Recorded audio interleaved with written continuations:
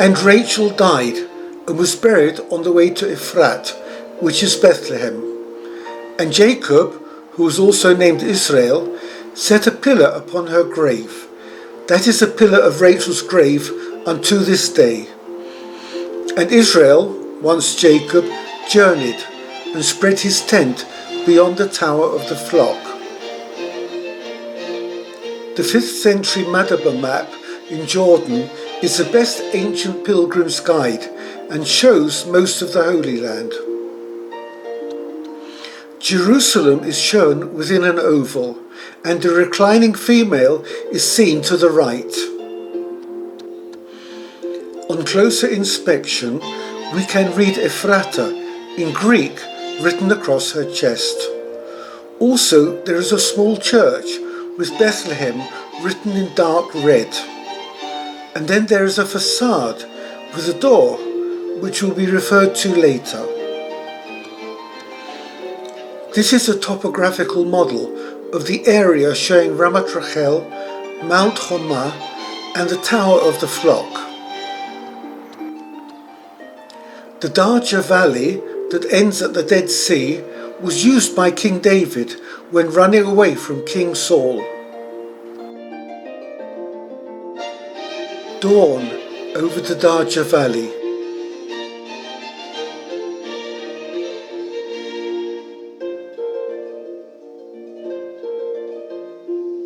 Which is still bordered with stone towers.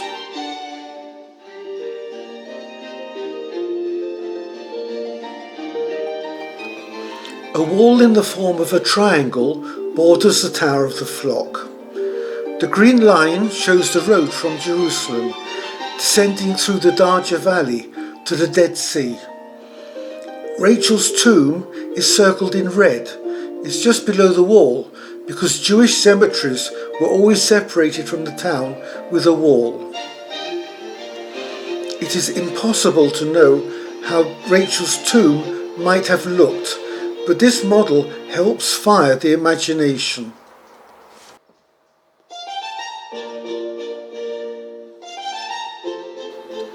Rachel's burial cave started out as a shaft that was chiseled into the hill with the burial chamber underground. From the ground above the cave, one can see the aperture. This is also evident when seen from the inside. When more people had to be buried, the face of the hill was cut off to create a cemetery. Until recently, a memorial box was placed close to the mouth of the cave. This is a cave seen at night under a full moon. Across the Darja Valley, which is also known as the Shepherd's Fields, is Bethlehem City, which is now under Palestinian control. The road that rises diagonally is a border between Israel and Palestine. Seen from Bethlehem City is the Mar Elias Monastery, the Mount of Rachel, and the Tower of the Flock.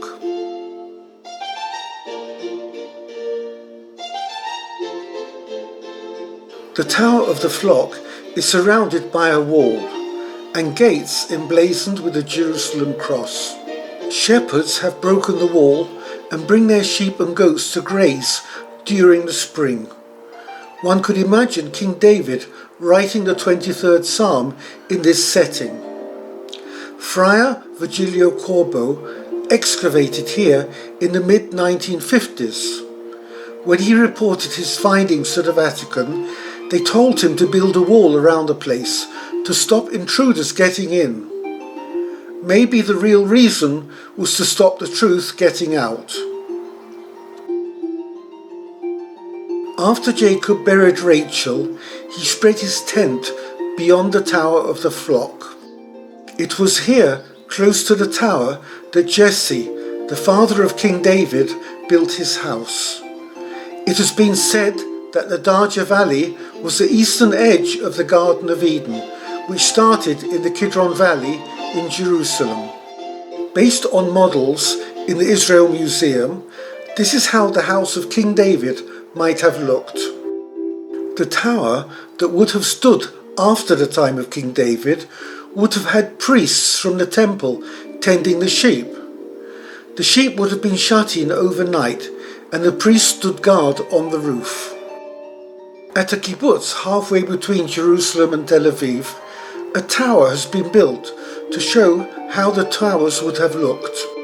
In the Shepherd's Valley, many towers still stand in different stages of disrepair.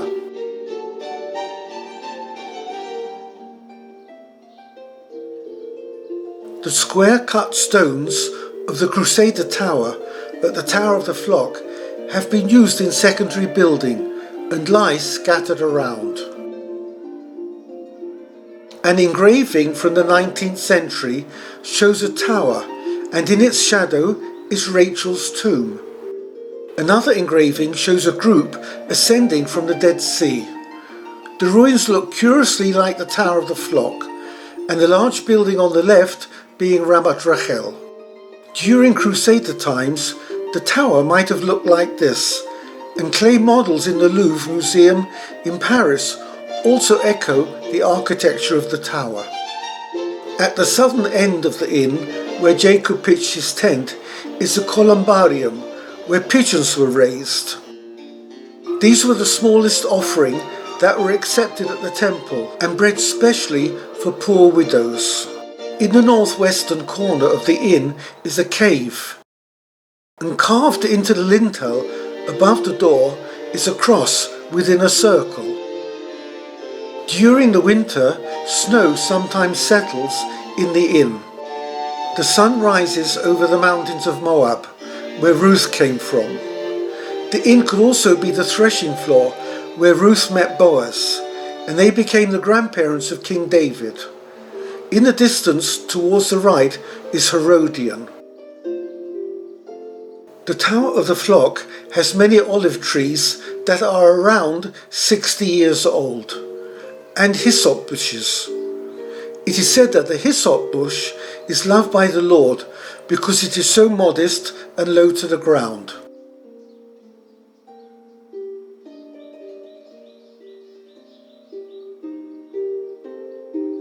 Now it is time to have a closer look at the facade seen on the mosaic map to the right of the reclining figure.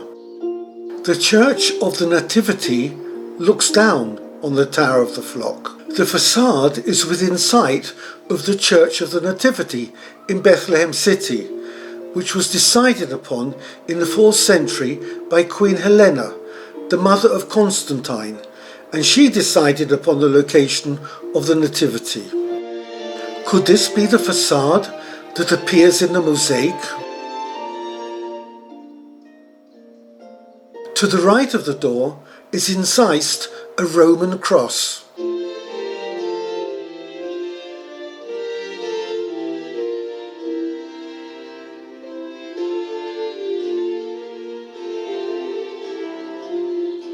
The three chambers of the subterranean manger are orientated from east to west, like the temple in Jerusalem.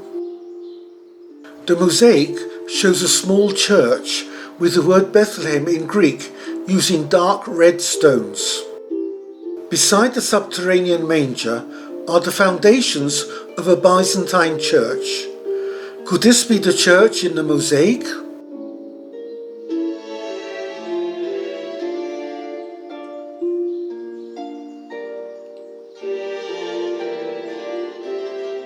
At the far end of the church is a lintel stone, suggesting that the church was linked to the subterranean manger. This cutaway model of the church gives an idea of how it might have looked. Below the southern side of the tower is an oil press.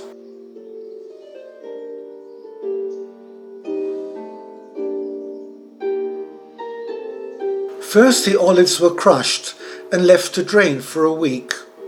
This was the oil that was used to light the menorah in the temple. The olives were then moved to the virgin stone, where a log added extra pressure, and this oil was used for cooking. The oil drained into a cistern that was underground. Heavy stones were then attached to the log, and this was called extra virgin olive oil, the lowest quality. Finally, the mash was placed in a yam, in Hebrew a si, and boiled. This was used in cosmetics and cleaning products. On the eastern side of the Tower of the Flock was a rime press with the treading area and a sediment pool. It was placed here so the pungent smells wafted away over empty ground. Below the Tower of the Flock is the Bethlehem Well.